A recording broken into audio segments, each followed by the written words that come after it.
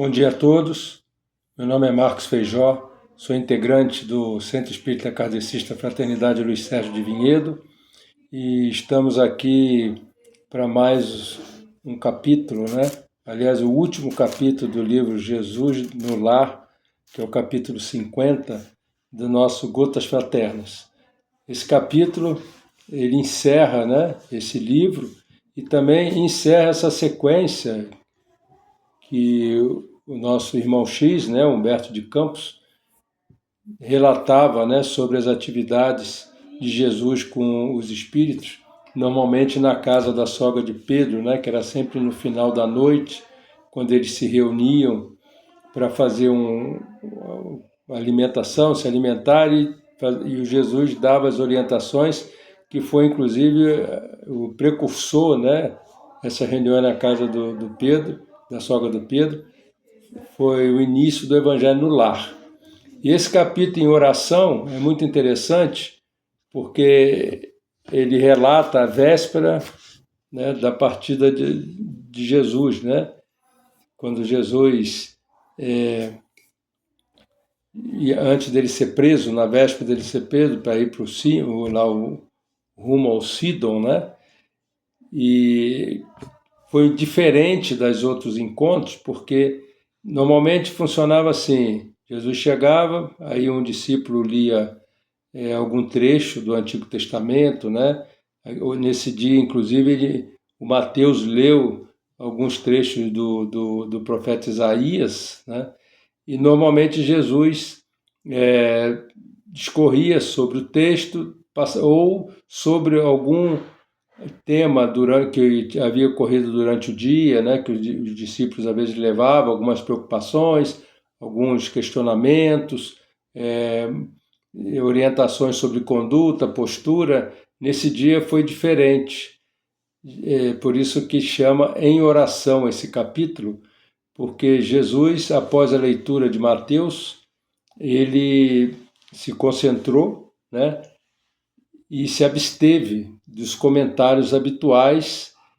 E aqui ele fala: o mestre por si absteve de qualquer comentário, mas ao término da reunião levantou os olhos lúcidos para o céu e suplicou fervorosamente: aí, Pai, acende a tua divina luz em torno de todos aqueles que te olvidaram a bênção nas sombras da caminhada terrestre. E aí ele discorre sobre todas as falhas que normalmente nós cometemos, nossos esquecimentos, a nossa ingratidão diante do nosso próximo e diante de Deus. É muito interessante, é bem longo, eu não vou ler cada trecho, mas é interessante porque Jesus faz uma súplica ao Pai, rogando misericórdia para nós, né? Inclusive falando que muitas das vezes nós esquecemos totalmente, né, de todo o amparo que nós temos, como ele fala aqui, que fala que nós somos delinquentes, que escapamos aos tribunais da terra, mas que estamos assinalados pela justiça soberana e perfeita por delito de esquecimento perante o infinito bem. Então, eu vou falar brevemente, né, porque não tem muito que delongar.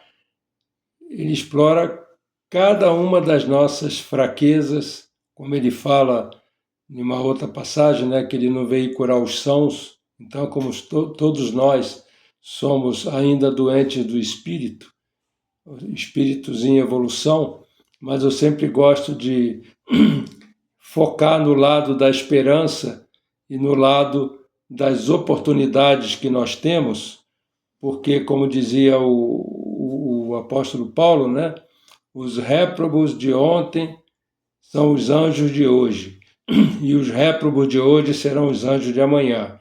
Então, rumo a essa jornada que nós temos da eternidade, né, de aperfeiçoamento, esse capítulo nos dá essa visão da misericórdia do Pai e de Jesus, que entende cada um de nós, que entende cada fraqueza que nós temos, que entende cada necessidade que sabe cada erro que nós cometemos, Ele conhece cada um de nós, mais do que até nós mesmos nos conhecemos, né? Que muitas das vezes nós ficamos assim confusos e perplexos, até com algumas atitudes que cometemos ainda, né?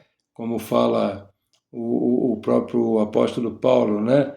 Quando quero fazer o bem, o mal ainda está comigo. Então, conhecendo profundamente a alma humana, Jesus faz essa súplica ao Pai, pedindo para que Ele nos ilumine em nossa jornada e, principalmente, em nossas fraquezas, para que nós possamos despertar, né, das nossas fraquezas, para que nós possamos aproveitar a oportunidade que nós temos diante da vida, principalmente nós que já estamos fazendo parte das fileiras espíritas, né, com a bênção do conhecimento espírita que vem desvendar, né, todos os mistérios, desvendar as parábolas de Jesus, vem nos esclarecer de forma bem clara, né, mostrando claramente cada passagem, cada parábola, o que representa,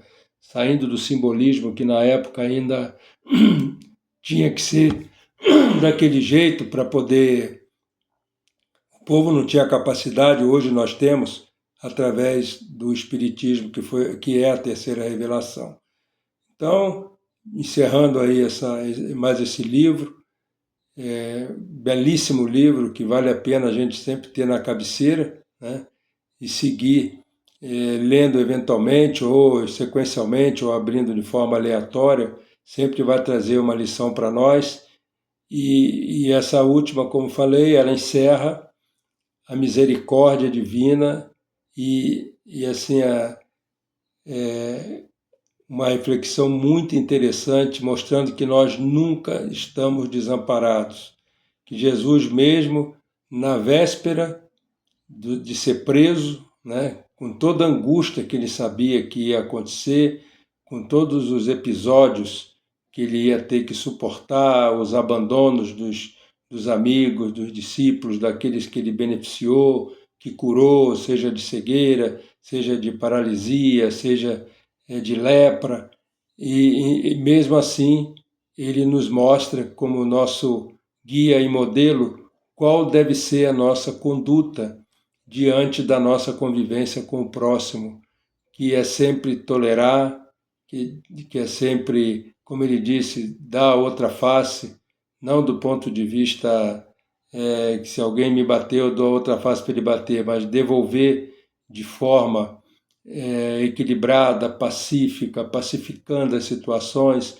Então nós temos que tomar essa lição como exemplo para toda vez que nós sofremos algum tipo de perda, algum tipo de desilusão, né? Alguém que nos provoque, ou alguém que cometa ingratidão, lembrando da mesma forma que o Pai todo misericordioso que nos patrocina sempre, que nos criou, que com seu amor infinito, sempre nos protege, sempre dentro da máxima, né, de amor, justiça e caridade, mas sempre está do nosso lado e nunca vai nos abandonar.